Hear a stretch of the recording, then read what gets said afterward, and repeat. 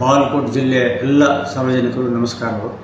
ಭಾರತ ಸರ್ಕಾರವು ಪ್ರಥಮ ಬಾರಿ ಡಿಜಿಟಲ್ ಜನಗಣತಿಯನ್ನು ಆರಂಭಿಸಿದ್ದು, ರಾಜ್ಯ ಮತ್ತು ಕೇಂದ್ರಾಡಳಿತ ಪ್ರದೇಶಗಳಲ್ಲಿ ಮನೆ ಪಟ್ಟಿ ಮತ್ತು ಮನೆಗಣತಿ ಪ್ರಕ್ರಿಯೆ ಆರಂಭವಾಗಿದೆ. ಜನಗಣತಿ 2027ರ ಪ್ರಥಮ ಹಂತವಾಗಿ ಸ್ವಯಂ ಗಣತಿಗೆ ಇಂದಿನಿಂದ ಏಪ್ರಿಲ್ 15ರವರೆಗೆ ಅವಕಾಶವನ್ನು ಕಲ್ಪಿಸಲಾಗಿದೆ.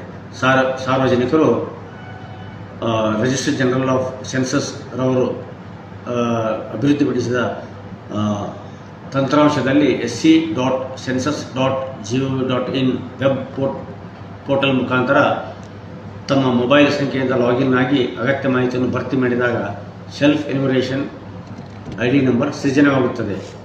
ಏಪ್ರಿಲ್ 16ರಿಂದ ಗಣಿತದವರು ತಮ್ಮ ಮನೆಗೆ ಭೇಟಿ ನೀಡಿದಾಗ ಈಗಾಗಲೇ ಸೃಜನವಾದ ಸೆಲ್ಫ್ ಎನ್ಯುಮರೇಷನ್ IDಯನ್ನು ನೀಡಬೇಕೆಂದು